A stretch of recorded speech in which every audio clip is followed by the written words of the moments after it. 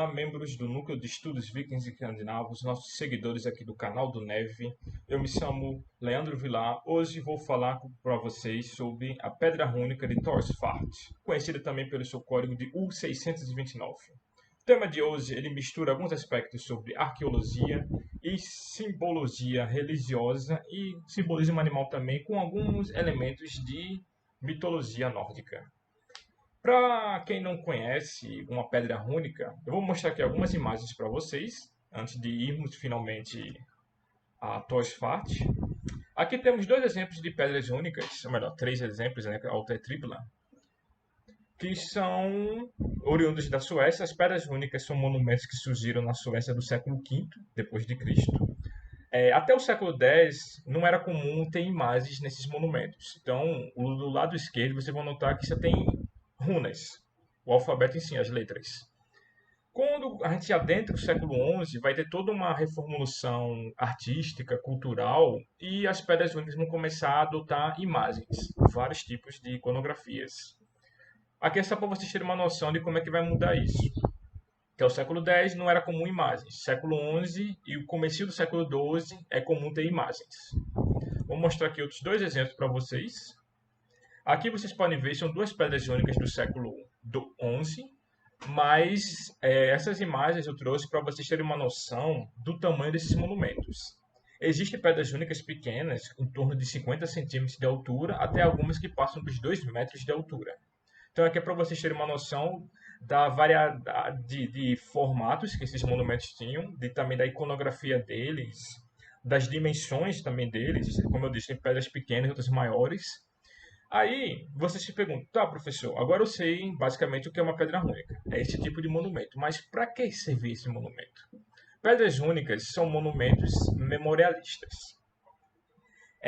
Até o século X era comum você erguer esses monumentos para pessoas que ainda estavam vivas, para você dedicar alguma homenagem a elas, ou a homenagem a algum feito, algum acontecimento importante que ocorreu na comunidade, erguer um monumento desse. No século XI, começo do XII, vai predominar o uso desses monumentos para homenagear os mortos. Ou seja, alguém faleceu, os familiares decidiram criar esses monumentos para prestar esse tributo. Então elas vão ter um texto bem mais curto, vai se dar mais destaque às imagens, aos símbolos, e vai evocar os epitáfios pedindo pela a proteção do morto, apresentando alguma dedicatória da família. É muito comum nesses textos apresentarem o nome dos familiares. Geralmente são os filhos que prestam homenagem aos pais.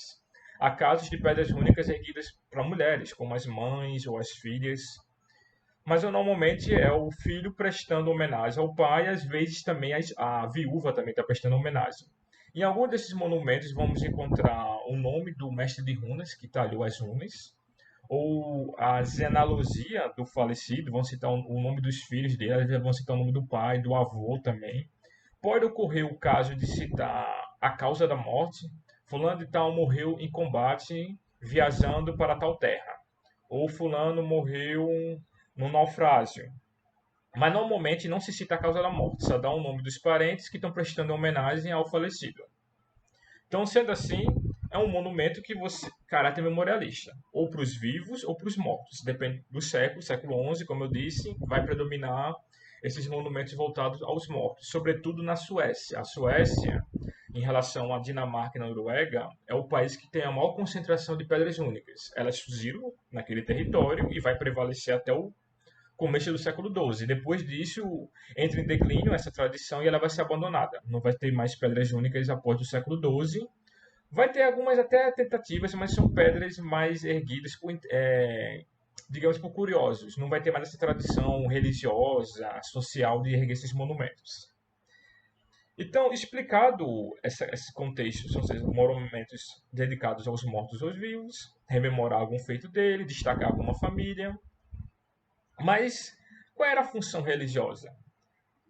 Eu escrevi minha tese, publiquei ela em 2020, defendi ela em 2020, e eu abordo o simbolismo da serpente nesses monumentos. Inclusive, aqui na descrição do vídeo vai estar o link para a tese, para vocês darem uma olhada lá sobre o papel religioso desses monumentos. Eu vou comentar alguns aspectos deles de Zazá, quando for falar da Pedra de Thorsfart.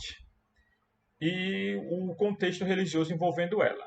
Então, vocês podem se perguntar, tá, Leandro, existem elementos religiosos. Quais seriam? Bom, existem várias representações. A mais predominante no século XI foi as serpentes. As serpentes, como eu demonstro lá na minha tese, elas são um símbolo, no contexto das pedras únicas, que eu intitulei o conceito de guardiãs dos mortos, ou seja, a serpente ela teria uma função apotropaica, que é uma função de proteção.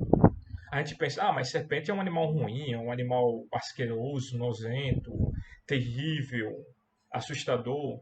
Sim, mas simbolicamente a serpente tem vários significados, positivos ou negativos, bons ou ruins. No caso desses monumentos, as serpentes elas representam a ideia de você proteger a memória, mas também a alma do morto.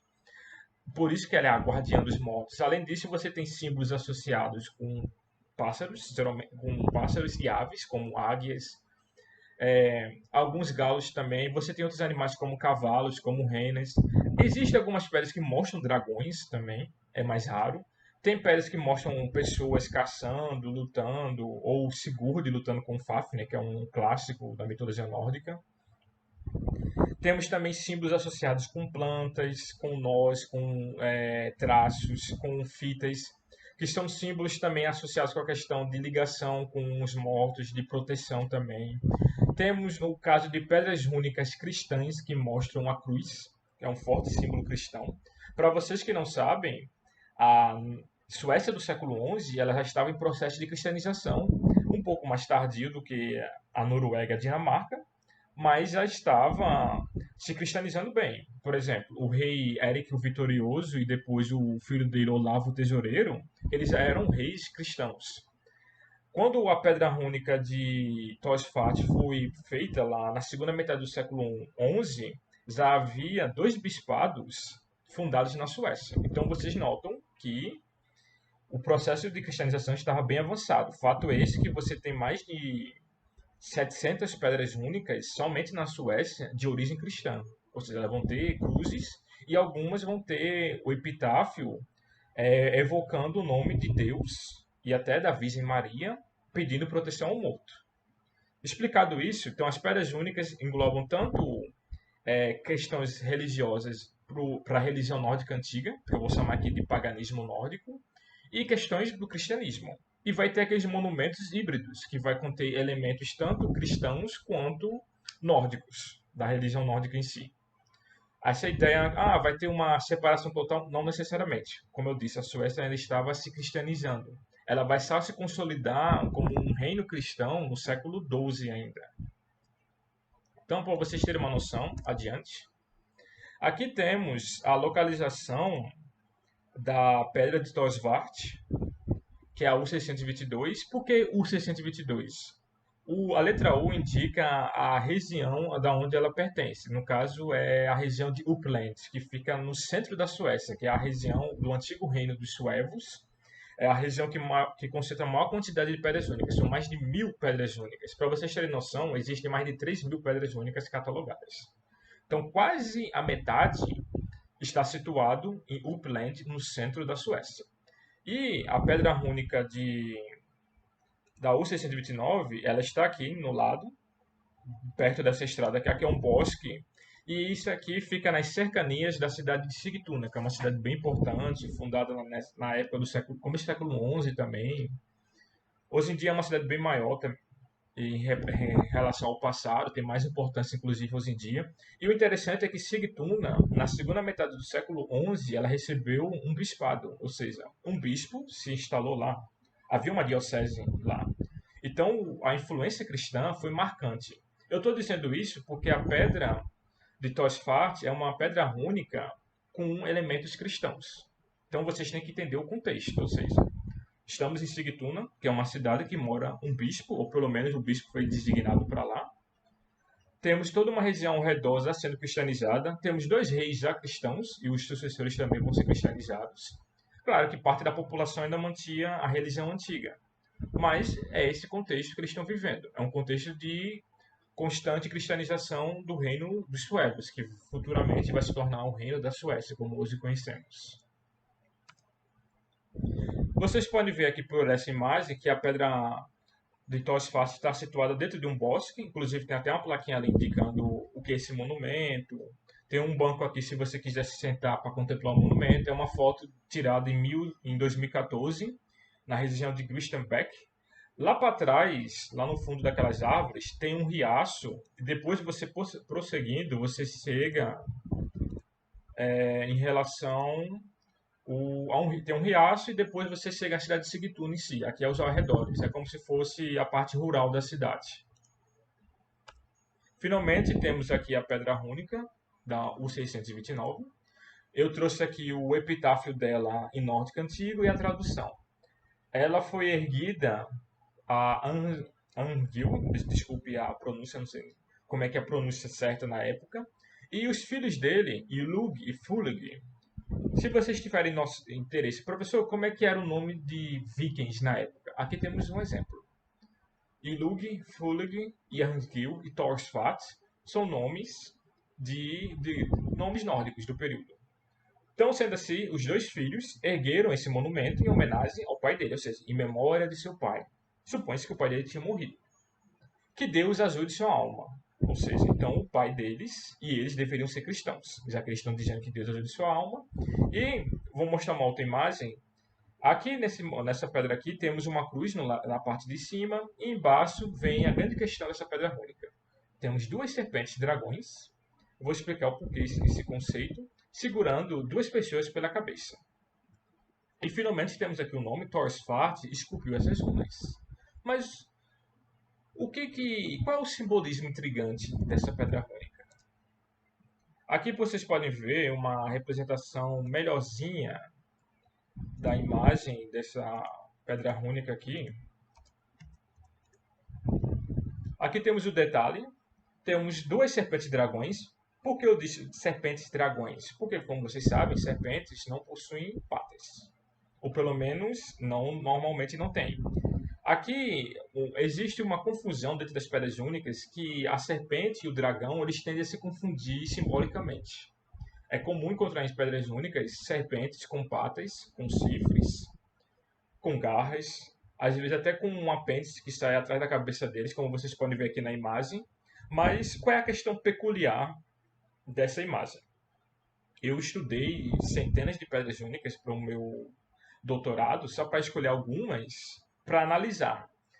Quando eu catalogava quais eram as fontes que eu iria analisar, eu me deparei com essa. Isso aqui acabou se tornando um artigo, que eu vou botar aqui na descrição do vídeo também o link. Lá eu detalho melhorzinho as informações sobre essa pedra rúnica.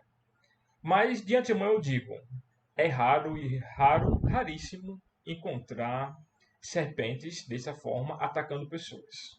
Normalmente você vai encontrar só a serpente em si, no máximo ela mordendo uma outra serpente. Mas ela atacando pessoas, não, você não encontra. Aí eu fiquei pensando, o que isso significaria? Porque de todas as pedras únicas que eu analisei na região de Upland, que é a que concentra a maior quantidade, essa aqui tem duas serpentes dragões atacando duas pessoas. Existem basicamente três teorias. Uma é que sugere que seria uma interpretação da mitologia nórdica. Essas serpentes representariam o dragão Nidhogg, que é o dragão que captura os mortos, segundo o poema do Völuspá, está lá na Edda Poética. E nesse mesmo poema diz que em Nastrond, que é um dos mundos dos mortos, se você não sabe o que é Nastrond, confira o meu vídeo anterior, que eu lancei aqui no canal, que eu explico lá o que é Nastrond, que é um dos mundos dos mortos. Lá em Nastrond, Nidhogg ele devora os mortos. Então, uma das interpretações seria que essas duas serpentes estariam evocando Nastrond, ou seja, essas duas pessoas estariam mortas em Nastrond e os dragões estariam punidos de alguma forma. Seria uma referência a Nidhogg. Em cima temos uma águia também, que seria uma outra referência, porque na mitologia diz que Nidhogg teria como inimigo uma águia gigante que vive no topo da Yggdrasil. Aí uma interpretação é essa. Só que eu sugiro que não faz muito sentido isso. É interessante, mas tem um problema. A gente não sabe até onde a crença em Nidhogg, em Nastrond era difundida. Os relatos que temos na Edda Poética e na Edda em Prosa datam do século XIII, ou seja, é mais de 150 anos depois que esse monumento aqui foi erguido. Esse monumento quando Torsfart fez ele é datado entre 1050 e 1075. É mais ou menos esse período, no meados do século XI. A gente não tem uma data exata, mas a gente detalha 1040, 1050, 1075 por conta do estilo iconográfico dele. Existe uma tabela que define mais ou menos a datação de cada um desses monumentos. A arqueóloga Anne-Sophie Graslund foi quem criou essa tabela para você definir mais ou menos a datação somente de pedras únicas com serpentes do século XI e começo do XII. Se você trabalhar com pedras únicas sem serpentes, aí já não aplica mais a tabela dela. E se for anterior ao século XI, também não se aplica. Pois bem, então a gente não tem certeza se seria Nid Hook. Mas aí no meu artigo eu lancei duas hipóteses. Duas hipóteses interessantes. Duas hipóteses. A primeira é que essas duas pessoas poderiam ser uma referência a Adão e Eva. Você diz, mas professor, Adão e Eva assim no meio da Suécia? Bom, como eu disse anteriormente, esse monumento ele é cristão, tem uma cruz lá em cima. Temos o nome de Deus citado nesse monumento. Ele foi erguido numa região já cristianizada que contava com um bispo. A gente não sabe se na época que essa pedra única foi construída, o bispo já tinha se mudado para a Suécia. Mas ele foi designado assim, já existiu o bispado de Sigtuna. Então, Adão e Eva, por mais que as pessoas não lessem a Bíblia naquela época, não era comum, só os clérigos, e olhe lá, os clérigos nem todos liam a Bíblia, inclusive, porque alguns nem sempre eram letrados em latim, mas as pessoas ouviam a história de Adão e Eva para aprender sobre a origem do pecado. Se lembrarmos que na Bíblia, a serpente na árvore, lá do conhecimento do bem e do mal, foi usada por Lúcifer para tentar a Eva e, consequentemente, ela pegar o fruto proibido, oferecer a Adão, e o resto da história vocês já conhecem. Aqui poderia ser uma interpretação de Adão e Eva. Inclusive, você tem representações do casal primordial no cristianismo em igrejas suecas nos séculos seguintes. Então, a iconografia de Adão e Eva não era tão incomum. Você vai ter representações desde o século XII, no século XIII, no século XIV.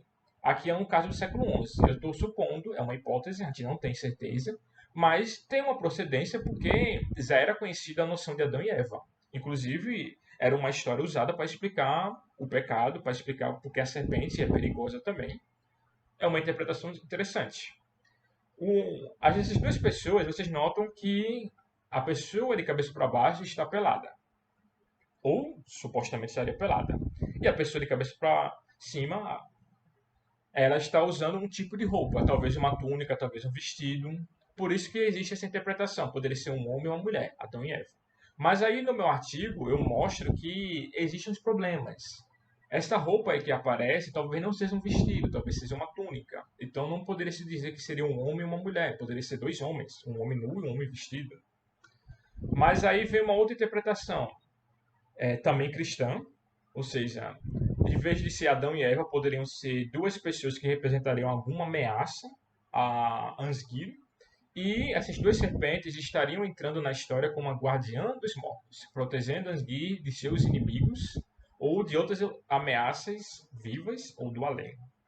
Porque existem, como eu mostro na minha tese, existem casos de pedras únicas que ele cita que aquele monumento foi construído como uma ponte aqui em sentido metafórico, para ajudar o morto a encontrar o seu destino para o além. Seja ele Valhalla, Hel, Hegafell ou qualquer outro mundo dos mortos nórdico, ou até mesmo a ideia de paraíso, purgatório ou inferno.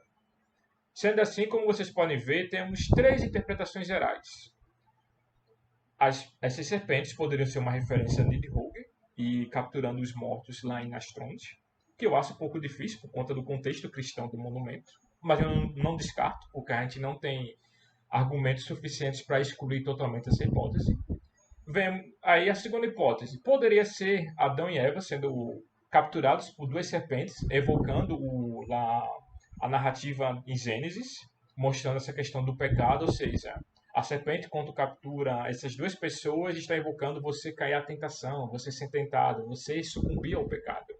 Temos que lembrar que esses monumentos eles também têm um fator de instrução religiosa. Se as pessoas eram cristãs, elas vão ler leriam esse monumento, leriam, não digo não ler as runas, poucas pessoas liam as runas, mas eles iriam interpretar as imagens, o texto visual. E eles poderiam, ah, peraí, isso aí pode ser Adão e Eva, tá dizendo aqui para eu ter cuidado com o pecado aqui, que é o princípio cristão básico. Ou poderia ser uma interpretação menos cristã. Poderia dizer, ah, não, essas serpentes representam as guardiãs que estão protegendo o monumento de Ansgir, que Toshfart fez lá, esculpiu as runas, ou talvez desenhou também essas serpentes, essas pessoas, e esses animais estão aqui protegendo o monumento dele para assegurar a proteção à alma dele, consequentemente. Essas são três interpretações de cunho religioso, mitológico, que eu fiz um resuminho para vocês. Se vocês tiverem interesse, consultem meu artigo lá, eu dou mais detalhes, vejam também a tese. Agradeço pela atenção de vocês, não percam novidades no canal aqui do NEF.